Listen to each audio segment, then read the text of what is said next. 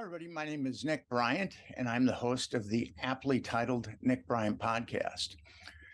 And I would like to encourage my listeners to contribute to my Patreon account for two primary reasons. First, I give money to 95% of the homeless people I encounter in New York City, so your contributions will help feed the homeless. Second, I'm a troglodytic writer who can be hygienically challenged, but I always take a shower before my weekly podcast. So bottom line, your Patreon contributions will help feed the homeless and also ensure that I take weekly showers and make New York City a much cleaner place.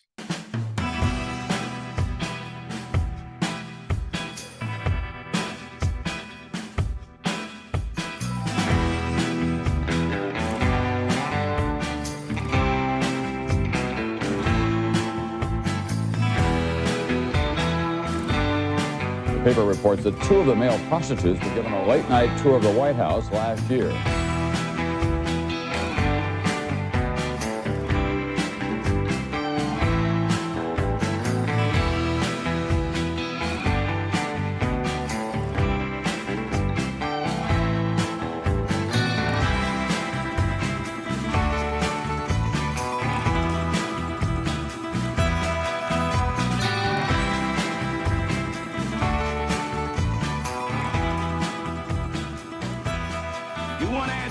I think I'm entitled. You want answers. I want the truth. You can't handle the truth.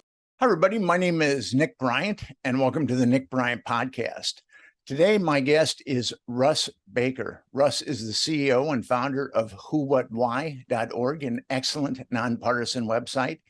He is also the author of Family of Secrets, The Bush Dynasty, America's Invisible Government, and the Hidden History of the Last 50 Years. And you can also catch Russ on Substack, Going Deep with Russ Baker.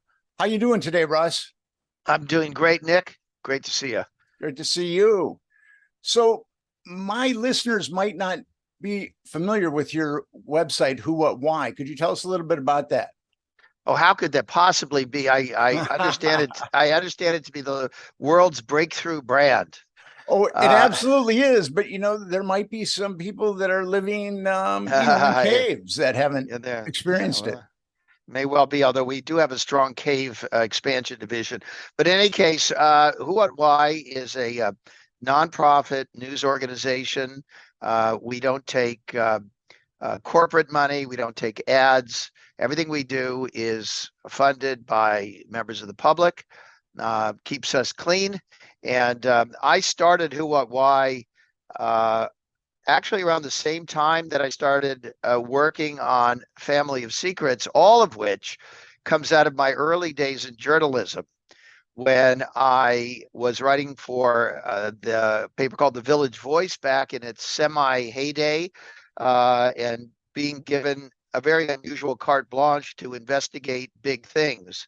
And in the early 90s, sort of apprenticing to a legendary journalist, Jim Ridgway, our Washington correspondent, I was asked to work on a story that was related to a nonprofit entity in New York, a Catholic a topic probably of interest to you, a Catholic home for troubled youth.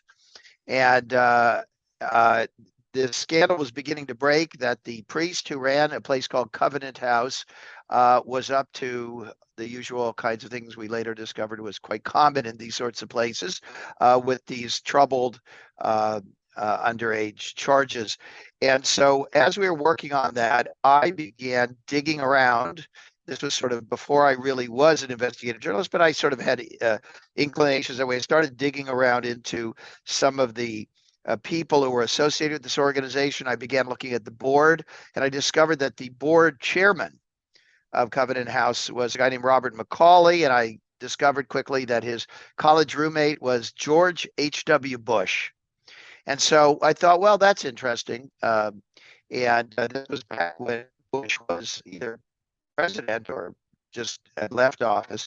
And so I decided to look more into this man. I discovered he had his own charity which was called AmeriCares, and it was supposedly providing a humanitarian relief around the world. And the more I looked into that, the more I discovered ties between that organization and American intelligence. And so this got me down this kind of rabbit hole where I began doing research on the CIA and covert operations, American foreign policy. And that's been one of the strands that I have followed now for a good 3 decades. While I was getting into all these things, I discovered that it was I discovered how hard it was to get published. That if you came to your editor or the boss of any sort in journalism with a hot topic like that, initially they were fascinated, always fascinated. They were like, wow, that's great. And then it turned into, wow, that's great, but. And this then became sort of the leitmotif of my life, which was that the hotter the story, the more they were interested initially, and then the quicker they were to reject it as, frankly, just not something that they could touch. And so as a result of all that, my career took a bit of a turn, and I eventually began working, I worked independently, and then in the aughts, I began looking into the Bushes further, and that resulted in my book, Family of Secrets. And then I started Who, What, Why as a place that we aspired to be a home for honest journalism, irrespective of whose ox was gored. And so that's what I've been doing ever since. I've added a third piece recently, which is my Substack called Going Deep with Russ Baker. And that's sort of what keeps me busy these days. When we met, it was in 2009. We were at a conference. The Franklin scandal had just come out and Family of Secrets had just come out. And that's when we met. And I read your book and I was quite fascinated by it. And you were, at that point, you were launching Who, What, Why. And I really liked your approach to it, that it was going to be nonpartisan and focus exclusively on forensic journalism. And could you tell us what forensic journalism is? Yeah, and I don't want to kid people. It's not like I don't express opinions. It's not like I can't, like I'm able to resist occasionally a little fun or snarky comment. But I mean, the general idea is don't go in with a preferred conclusion. Don't go in disliking somebody or something or wanting to prove a point. You want to go into anything because you want to know something. You're wondering what the story is. You're wondering why somebody behaved the way they did, how we got to where we are in a certain situation. That's the general idea. I suppose some of your listeners may be thinking, well, isn't that what journalism is supposed to be? And yes, that is what journalism is supposed to be. Sadly, it rarely is. And that was really the premise upon which I launched Who, What, Why, was could you look at things? And by the way, I do want to be clear again that I don't think that being fair-minded or agnostic means that you're neutral or that you don't come to conclusions or that you don't discover patterns. So for example, when people say, well, why don't you treat Republicans the same as Democrats? I'd say, well, why don't I treat cops the same as robbers or anything else? I mean, everything stands on its own. And as we find out, there are good cops and bad cops, and probably not a lot of good robbers, but we are told, at least in the case of Robin Hood and probably some others, some good robbers. So everything's a little bit nuanced, but it's not all equal. And I'm not going to do that, And by the way, Nick, you and I were emailing before this, and I don't know if we want to plunge into something here, but I've lately been writing a bit about I guess you'd call it the hard left, people I know who are so determined to push a particular line that they can't see facts. And particularly intrigued, and I've written a couple of Substacks, I think, about the Ukraine-Russia situation, where people read certain things and they coin terms like Maidan revolution and fascist Ukrainians, and they get these memes in their head because somebody told them. They didn't really, I assume, do any independent digging, but they bought somebody's line about this, and this stuff spreads. And so what you can see, which is a unilateral invasion and destruction of another country, and the horrific consequences to innocent people there, is just a fact. And yet, according to these people, it's not a fact, or it has such extenuating circumstances that it must be ignored, or we must do on the one hand, on the other handism around that. And so I'm very, very interested in that. I'm very interested in how you could be a good person and a good questioner and a good investigative reporter and not fall into these traps, some of which, by the way, I think are somewhat cynical and I think play to audiences and end up being personally beneficial to some extent to the people who do that.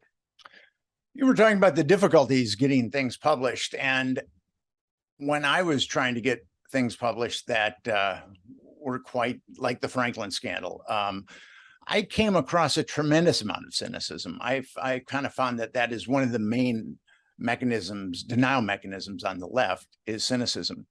So tell us what you've discovered about Russia and the Ukraine. Well, I don't think it's anything to discover. I mean, when I was a young man, and I wrote about this also on my Substack, I covered the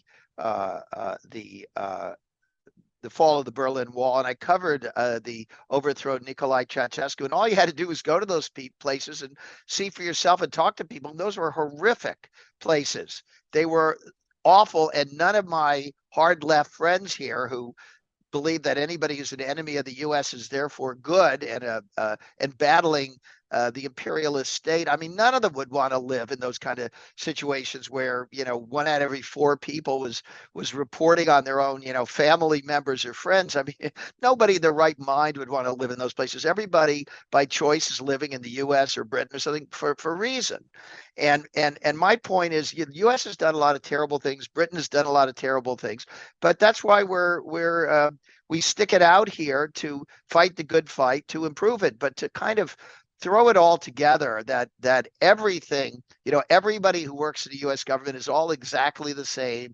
Every president is exactly the same. I mean, they're not. Now, to be sure, they're all limited.